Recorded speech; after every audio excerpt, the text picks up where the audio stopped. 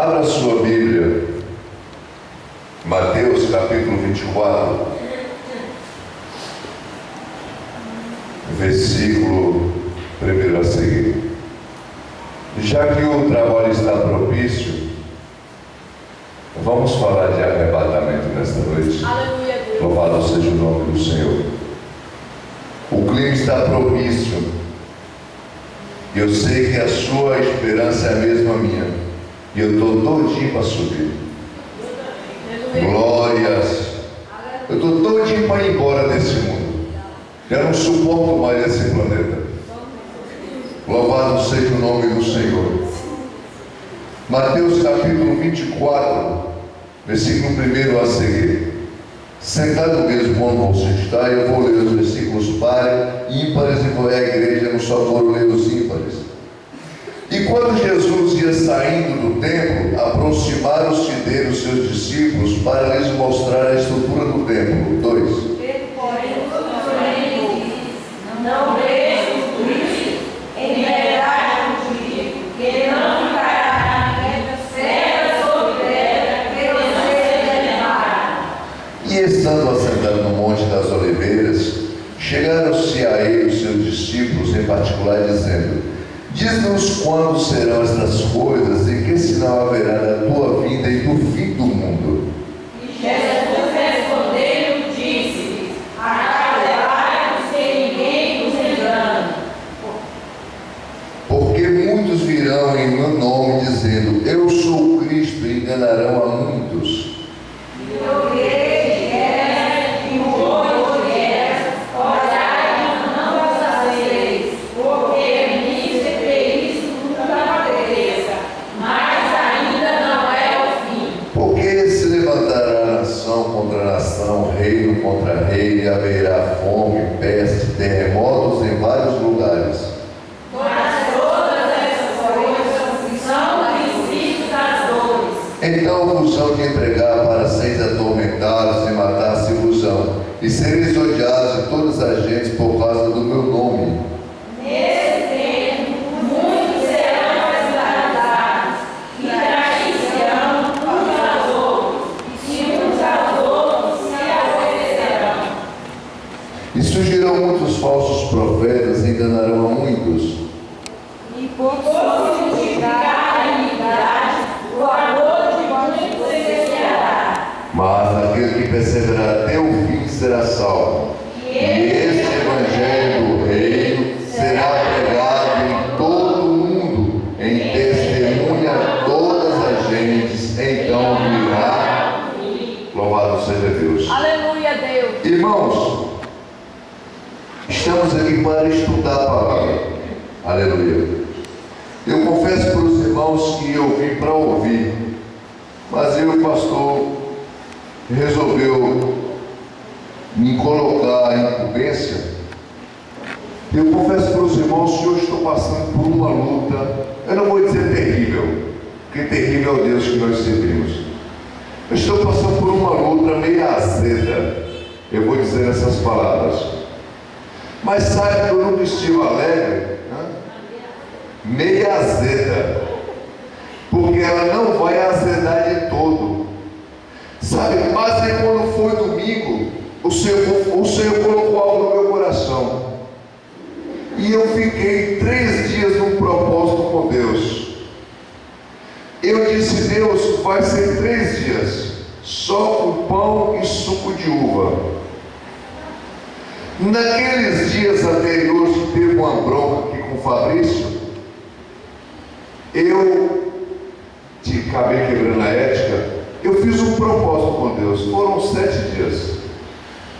Mas você sabe quando você está numa bronca e você tem 2 alternativas: uma, ou você recua e fica todos cabisbaixo, ou então você parte para cima. E aí, quando foi essa semana, eu resolvi dar um pulo no monte. E aí lá me encontrei com o pastor Cléster e com o diácono Ninho, e pensando num negócio gostoso. Mas aí o pastor pregou na segunda, perdão, no domingo. Quando foi segunda, Deus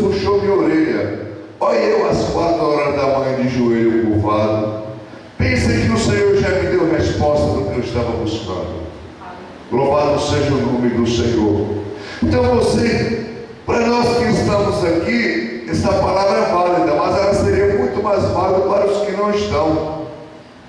Então pense que eu já liderei durante um ano ali no Quinta do Sul. Pensa que é uma responsabilidade terrível você querer ajudar as pessoas a caminhar quando elas não querem caminhar.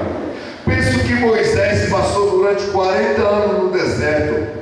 Gente, é você dar o remédio para a criança. Pensa um Tilenol, pensa uma Novalgina em gotas, pensa um remédio que amarga. A criança está febril e você sabe que ele sai com o medicamento, ele não quer tomar, você tem que dar, ele não quer, então dá-lhe umas palmadas para ele tomar o medicamento, porque a coisa é séria, exceto se o sujeito querer ficar aqui. Eu não quero.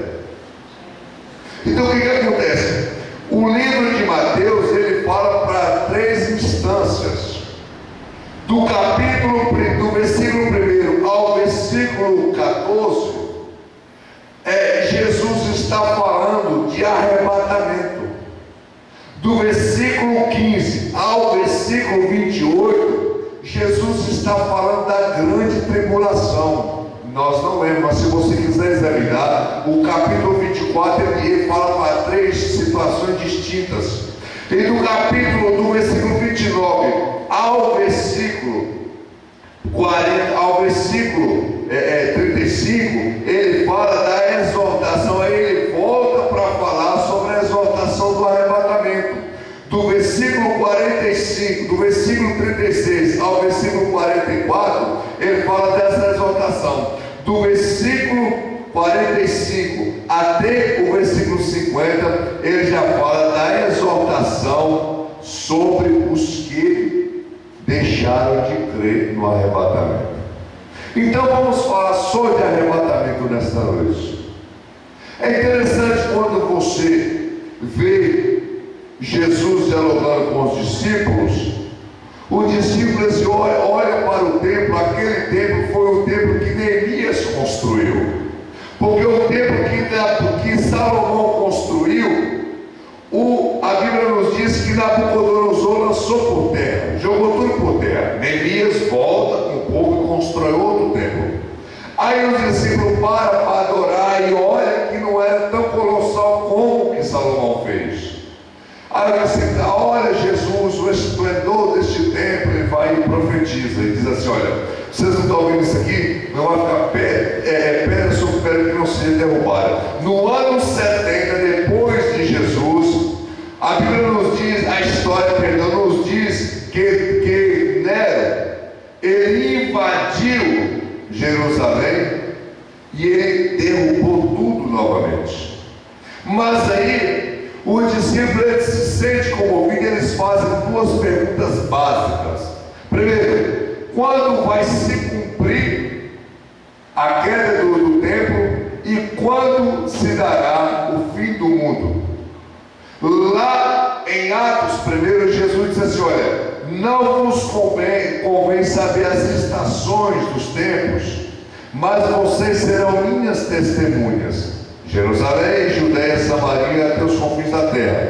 E aqui Jesus dialogando com eles, ele dá uma alerta diferente. Ele diz: cuidado para que ninguém vos engane. É o conselho do Senhor: cuidado para que ninguém vos engane. E aí Jesus então começa a falar das situações cataclismáticas. Ele fala: olha, haverá rumores de terras em vários lugares.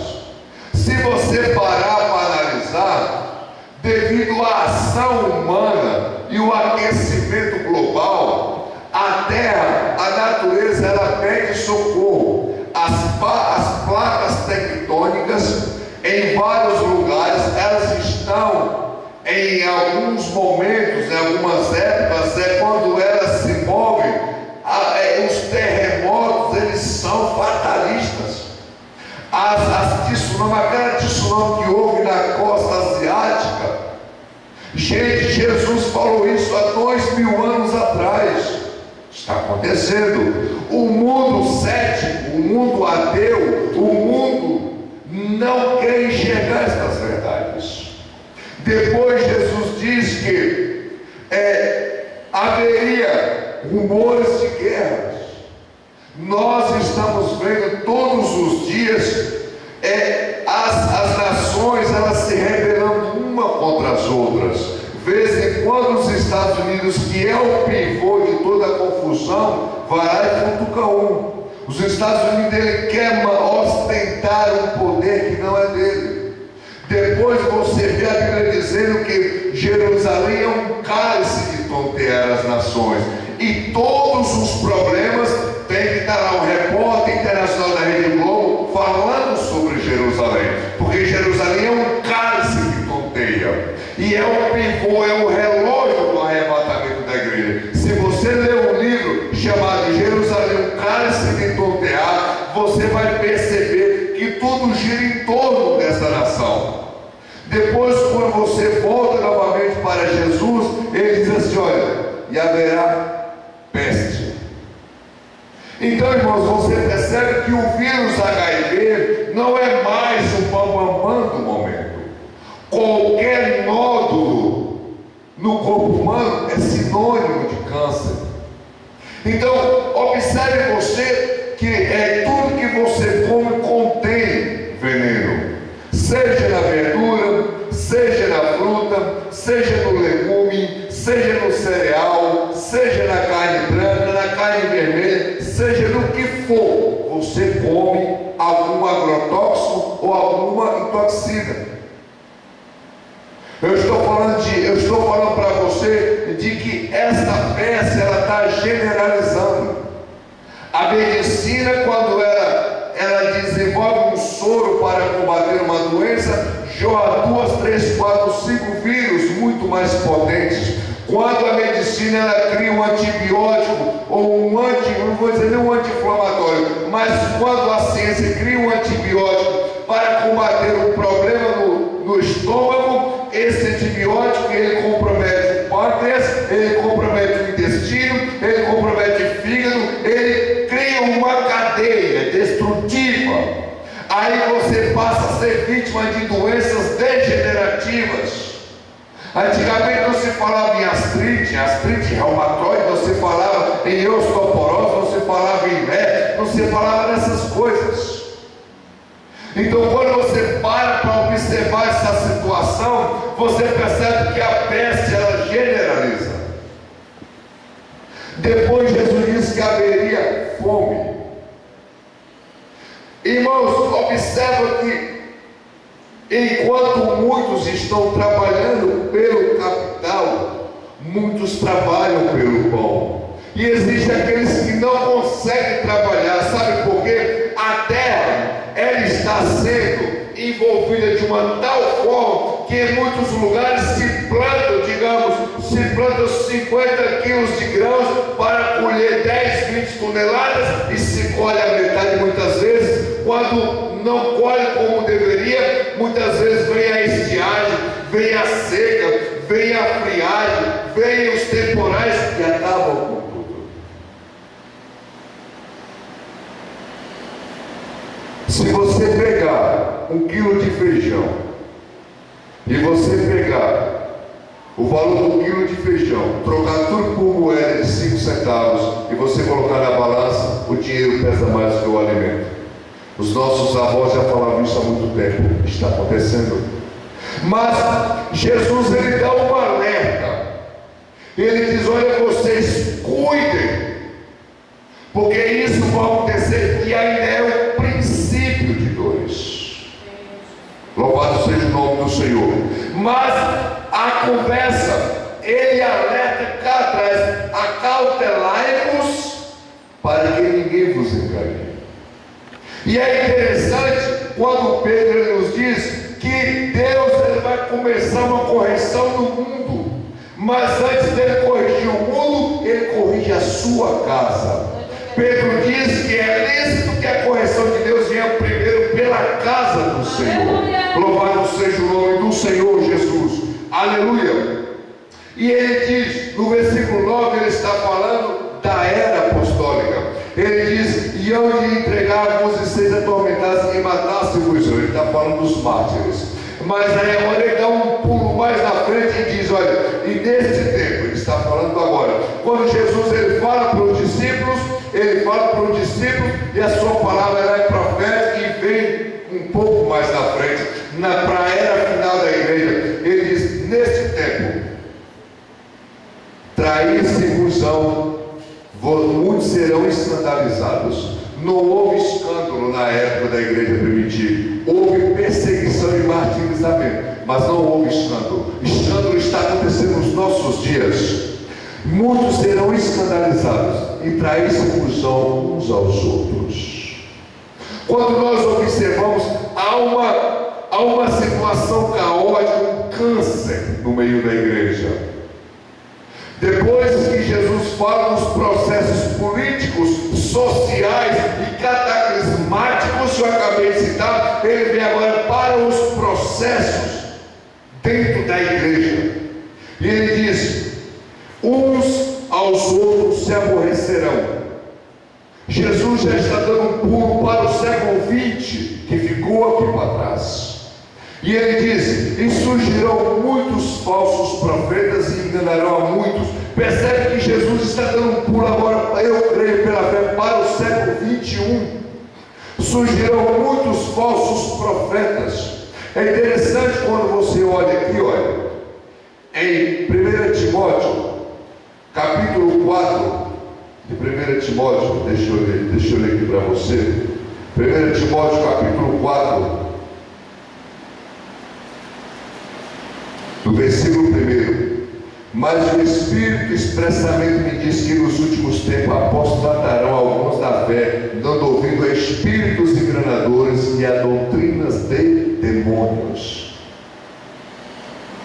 Irmãos, é interessante que ainda na carta de Paulo a Timóteo, na segunda carta, no capítulo 3, ele diz: sabe, porém, isto, que nos últimos dias sobrevirão tempos trabalhosos, porque haverá homens amantes de si mesmos, avarentos, presunçosos, soberbos, blasfemos, desobedientes a pais e mães, ingratos, profanos, sem afeto natural, irreconciliáveis, caluniadores, incontinentes, cruéis, sem amor para com os bons, traidores, obstinados, orgulhosos, mais amigos dos deleites do que amigos de Deus, tendo aparência de piedade, mas engana a eficácia dela. Destes, afasta-te. Mas o que eu acho interessante e com lamento é que está acontecendo o contrário.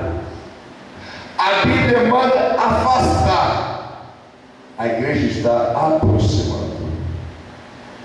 Eu ponho o meu pescoço na guilhotina. Se aqui tivesse um camarada que profetiza, que cura, que revela, chefe de apartamento, de carro, prosperidade, nem a galeria estaria cabendo.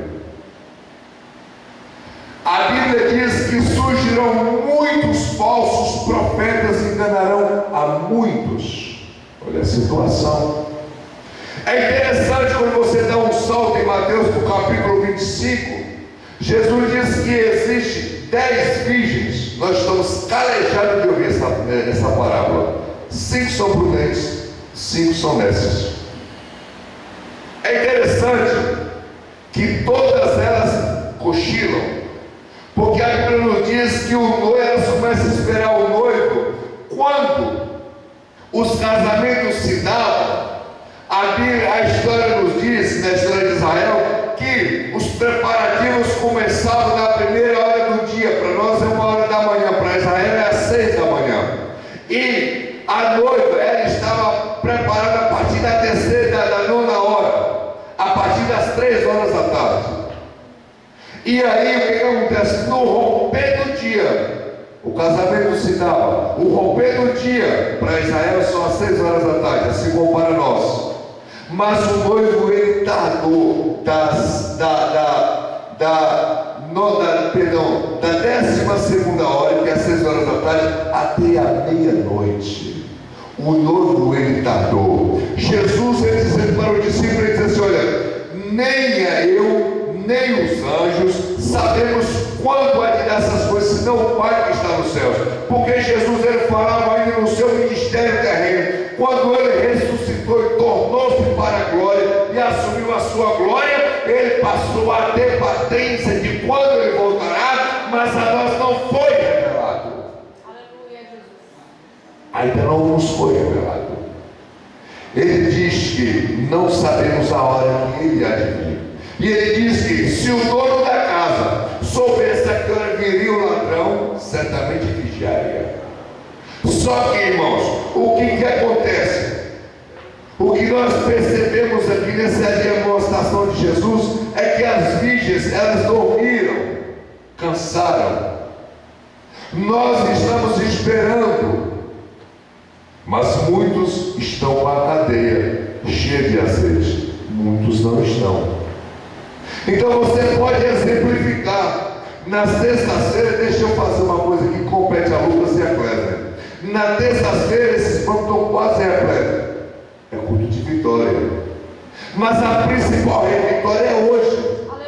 Porque não adianta o pastor Cléber pregar sobre vitória, e eu creio. Não adianta ele pregar para você que Jesus dá, se você não busca, como é que você vai receber? Não adianta.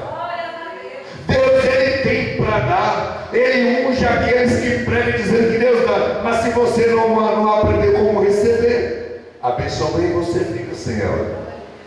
E acima de tudo, bênçãos sociais, físicas, materiais, elas são acréscimo. Vou repetir novamente, Mateus 6,33. O foco é o reino. Porque Jesus disse: se nós não buscarmos a pena neste mundo, nós somos os mais miseráveis dentre os homens, porque pegamos a cruz.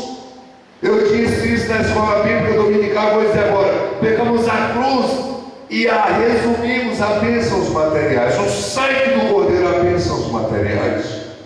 Bendito seja o nome do Senhor. Mas ele continua dizendo: acautelai-vos, para que ninguém vos engane. Louvado seja o nome do Senhor. E o que nós percebemos, irmãos, é que existe uma febre.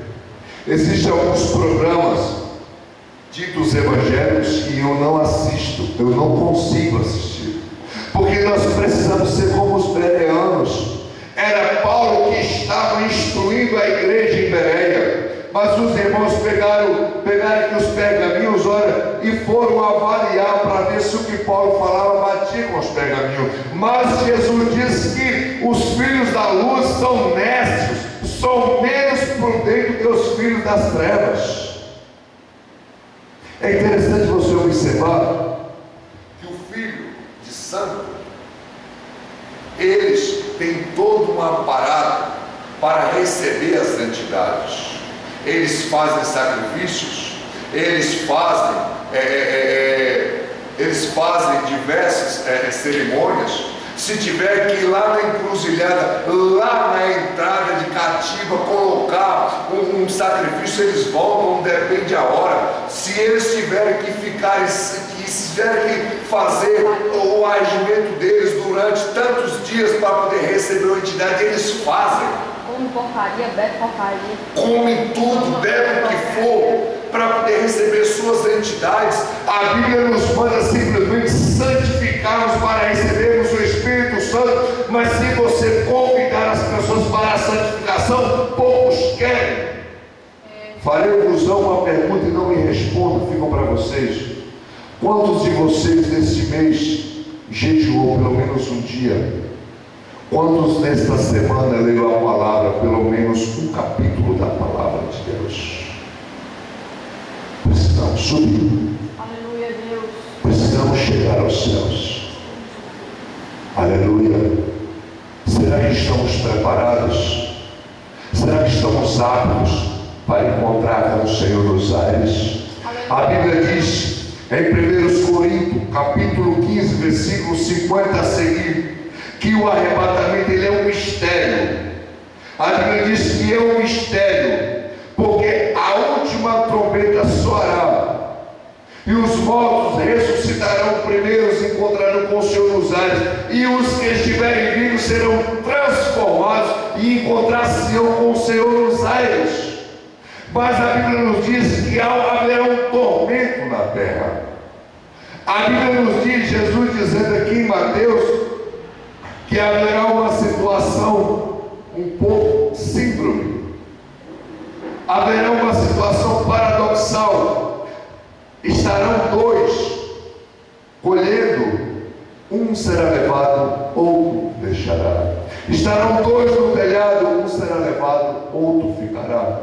Imagina você, que Deus nos livra, chegarmos em casa e darmos notícia de que alguns dos nossos foram, sumiram, desapareceram e nós ficaríamos. Imagina você que quando isso acontecer e a sociedade entrar em pânico, além de nós estivermos atormentados dentro de nós ainda seremos escandalizados. Você ficou, você não sumiu, você será vítima de escárnio, você será vítima de tantas paranoias que você ficará em loucura. Você não era crente, você ficou. Eu creio na genuinidade dessa palavra. Eu sei que você crê também, senão você não estaria aqui. Nós não podemos ficar nessa terra. Nós precisamos chegar lá dizendo: Maranata, Maranata, aleluia, ousadas ao Senhor dos céus. Louvado seja Deus.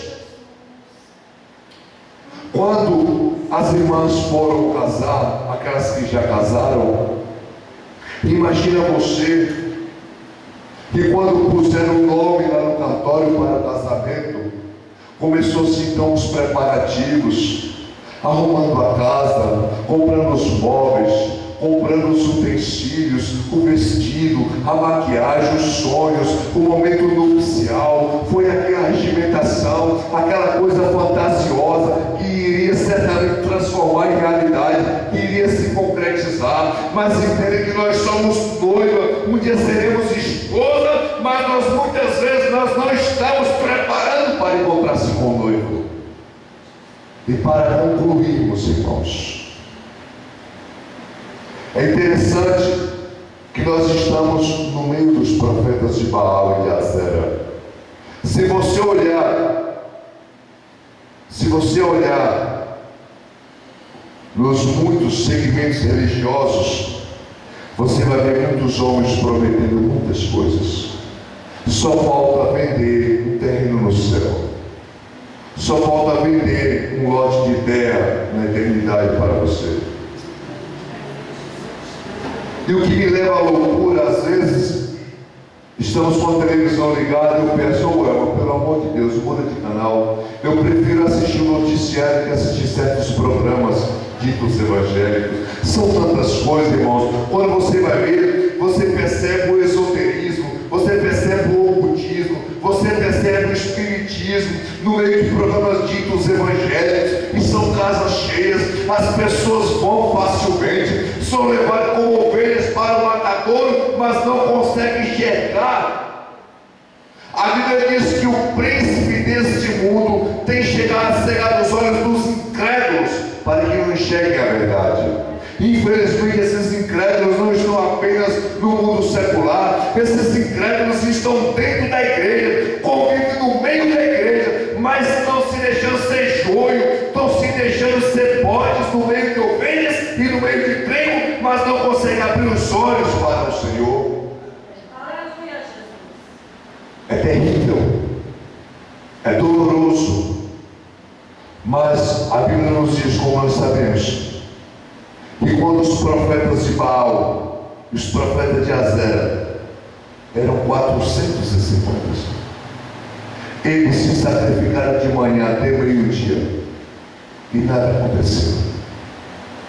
Mas a Bíblia nos diz que a primeira coisa que Elias fez foi consagrar o altar. O meu altar, todos os dias, ele precisa ser consertado, porque todos os dias Satanás ele tenta dar um pontapé numa pedra do meu altar, e todos os dias eu preciso consertá-lo. Eu não edifiquei ele apenas no dia que eu dei um passo para Jesus. Todos os dias eu ponho o cal no meu altar, porque eu sou pecador, porque eu sou falho, porque eu sou humano, meus queridos. E todos os dias eu preciso edificar o altar para que o Senhor ele possa operar o sacrifício. 3 coisas Elias fez. A primeira, ele colocou a parte do bezerro que lhe cabia em cima do altar. A segunda, ele pôs a lenha sobre o o sacrifício. A terceira, ele mandou cavar uma vala profunda. E ele mandou derramar água, e água com abundância, para que se molhasse, para provar o poder de Deus. O derramamento desta água significa o derramamento do Espírito Santo. Isaías capítulo 44, versículo 13, a Bíblia diz que o Senhor derramaria água sobre o sedento. Em João capítulo 4, versículo 3, Jesus diz que a água que ele der de beber jorra do ventre para a vida eterna. Que nesta noite nós possamos beber dessa água do Espírito Santo. Aleluia. Se você não quer ficar nesta terra, se você crê no arrebatamento, então nesta noite deixa Jesus derramar a água sobre você, para que nós venhamos a cada dia nos santificarmos no Senhor. Vamos colocar de pés. Vamos cantar assim, ó. Aleluia. Muito em breve vai sair uma notícia de um povo que desapareceu. Era um povo muito humilde que tanto sofreu. Este povo foi um povo de Deus. Onde está aquele povo barulhento? Onde está que não se vê nem o irmão? Onde não pode lamento dizer neste momento, aquele povo foi-se embora para Sião. Continue.